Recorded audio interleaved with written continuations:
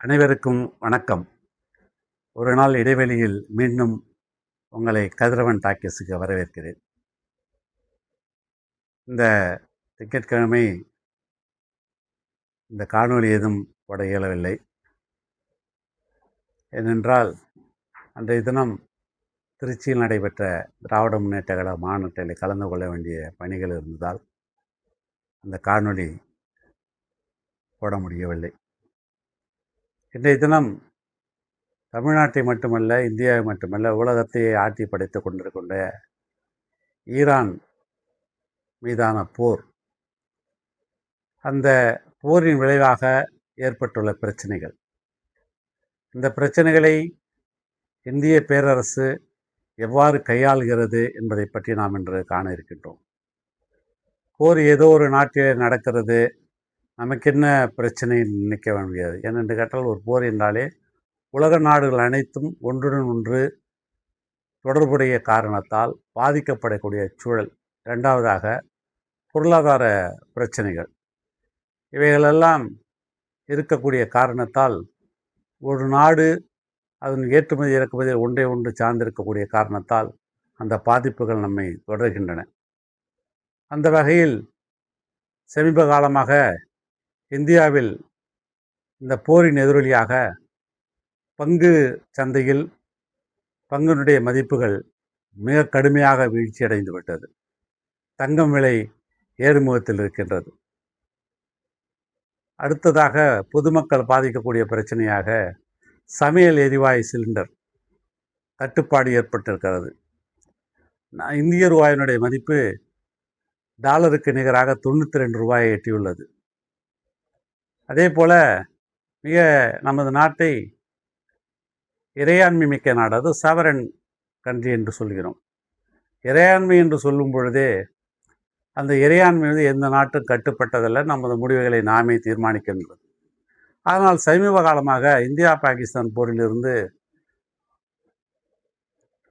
அமெரிக்க அதிபர் ட்ரம்ப் அவர்கள் நான் தான் போரை நிறுத்தினேன் என்று கூற, இதுவரை நமது பாரத பிரதமர் அது குறித்து எந்தவித மறுப்பும் தெரிவிக்கவில்லை. இரண்டாவதாக ரஷ்யாவிடம் வந்து எண்ணெய் வாங்கக்கூடாது, எண்ணெய் வாங்கினால் உங்கள் மீது நடவடிக்கை எடுப்பேன் ட்ரம்ப் கூற ரஷ்யாவிடம் வந்து எண்ணெய் வாங்கிவிடுகிறார். இப்போது ஈரான் போருக்கு பிறகு ஹோர்முஸ் நீர்முனை மூடப்பட்டதற்கு பிறகு நான் இந்தியாவிற்கு ரஷ்யாவிடமிருந்து 30 நாட்களுக்கு கச்சா எண்ணெய் வாங்கிக் கொள்ள அனுமதி அளித்துள்ளேன் என்று ட்ரம்ப் கூறுகிறார். யாருடைய நாட்டை யார் ஆளுகிறார்கள் என்பது இந்திய மக்களுக்கு, குறிப்பாக தமிழக மக்களுக்கு வியப்பாக இருக்கிறது. ஏனென்றால் விஸ்வகுரு என்று தன்னைத்தானே மார்தட்டி கொள்ளும் பாரத பிரதமர் மோடி அவர்கள் இத்தகைய நிலைக்கு இந்தியாவை ஆளாக்கிவிட்டார். உண்மையிலே இந்தியா இறையாண்மை உள்ள நாடா என்பது இப்பொழுது கேள்விக்குறியாக இருக்கின்றது. அடுத்ததாக இந்த ரஷ்யாவிடமிருந்து எண்ணெய் வாங்குவது குறித்து ட்ரம்புக்கு தெரிவித்துள்ள கருத்துக்கு இதுவரை பாரத பிரதமரிடம் வந்து எந்த விதமான பதிலும் இல்லை. ஆனால் பிஜேபியினருக்கெல்லாம் இதை பற்றி கவலைப்படாமல் ஒரு நாடாளுமன்ற உறுப்பினர் ராகுல் காந்தி போட்டிருக்கிற பைஜாமா ஏன் குட்டையாக இருக்கின்றது கேள்வி எழுப்புகிறார். மக்களுடைய பிரச்சனைகள் அவர்களுக்கு தெரியவில்லை, மற்ற பிரச்சனைகள் தான் அவர்களுக்கு தெரிகிறது. இந்த தமிழ்நாட்டில் அதே போல அன்புமணி என்று ஒருவர் இருக்கிறார். அப்பா சொல் கேளாத பிள்ளை என்று பெயர் எடுத்தவர். அவர் மத்திய அரசை கேட்காமல் மாநில அரசை பார்த்து எரிபொருள் தட்டுப்பாடுக்கு என்ன நடவடிக்கை எடுக்கப்படும் என்று கேட்கிறார். இது ஒன்றிய அரசை கேட்க வேண்டிய கேள்வி. சமீபத்திலே ஒரு அரசியல் கட்சி தலைவர், ஒரு நடிகர் ஒவ்வொரு வீட்டுக்கும் 6 சிலிண்டர் அளிக்கப்படும் அன்னபூர்ணா திட்டத்தை அறிவித்தார். சொன்ன உடனே ஓட்டல்களுக்கெல்லாம் எரிவாயு தட்டுப்பாடு வந்துவிட்டது. ஓட்டல்களெல்லாம் இழுத்து மூடக்கூடிய சூழல் ஏற்படுகிறது. அன்புமணி அவர்கள் ஒரு அறிக்கை வெளியிட்டு தமிழ்நாடு முதல்வர் அவர்கள் நடவடிக்கை எடுப்பதை தெரிந்து கொண்டு இந்த அரசு என்ன நடவடிக்கை எடுக்கப் போகிறது என்று கேள்வி எழுப்பினார். இன்றைய தினம் மாண்புமிகு தமிழக முதல்வர் அவர்கள் இது குறித்து அதிக உயர்மட்ட அதிகாரியுடன் விரிவாக விவாதித்து மாண்புமிகு இந்திய பிரதமர் அவர்களுக்கு ஒரு கடிதம் எழுதியிருக்கிறார். அதில் அமெரிக்க ஈரான் போரினால் தமிழ்நாட்டுக்கு ஏற்படக்கூடிய பாதிப்புகள் குறித்தும் இது குறித்து எடுக்கப்பட வேண்டிய நடவடிக்கை குறித்தும் அவர் விரிவாக ஆய்வு செய்திருந்தார். அப்பொழுது இந்த போரால் பாதிக்கப்பட்டு வளைகுடா நாடுகளில் வாழும் தமிழர்கள் அவருடைய பாதுகாப்பையும் அந்த பகுதியில் சிக்கியுள்ள தமிழ்நாட்டு மீனவர்கள் நலனையும் உறுதி செய்திடுமாறு அதுக்கு தக்க நடவடிக்கை எடுக்குமாறு பாரத பிரதமர்கள் கேட்டுள்ளார். அது மட்டுமல்லாமல் இந்த போரால் ஏற்பட்டுள்ள எரிவாயு தட்டுப்பாட்டினால் பொதுமக்களும் வணிக நிறுவனங்களும் தமிழ்நாட்டின் குறு சிறு மற்றும் நடுத்தர தொழிற்சாலைகளும் எந்த விதத்திலும் பாதிக்கப்படாமல் இருக்கக்கூடிய அளவு ஒன்றிய அரசு உறுதி செய்ய வேண்டும் என்றும், குறிப்பாக இந்த வணிக எரிவாயு தட்டுப்பாட்டால் பாதிக்கப்பட்டுள்ள உணவகங்களுக்கு தேவையான அனைத்து ஏற்பாடுகளும் செய்யப்பட வேண்டும் என்றும், தேவைப்பட்டால் கூடுதல் மின்சாரத்தை பெற்று வழங்கிட வேண்டி அவர் வலியுறுத்தி மாண்புமிகு பிரதமர் அவர்களுக்கு கடிதம் எழுதியிருக்கிறார்.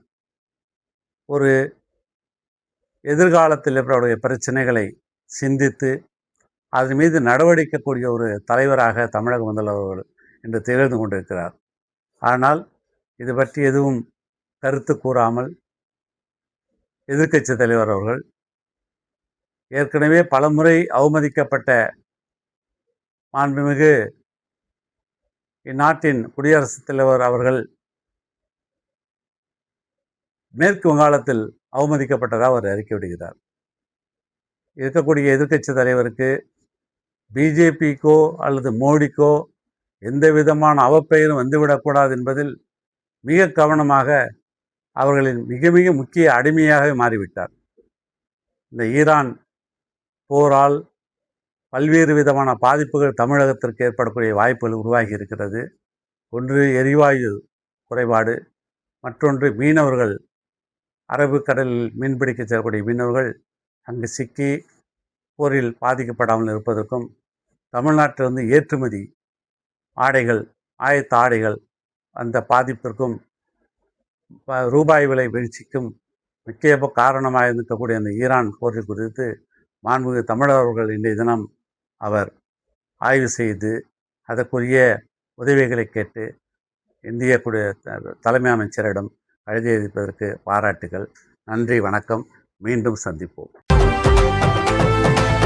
எங்கள் அன்பின் தலைவரே, எங்கள் நம்பிக்கையின் விளக்கே, அண்ணா அண்ணா எங்கள் அண்ணா, மக்களின் அன்பு செய்த அண்ணா, உங்களின் சேவையில் நாடு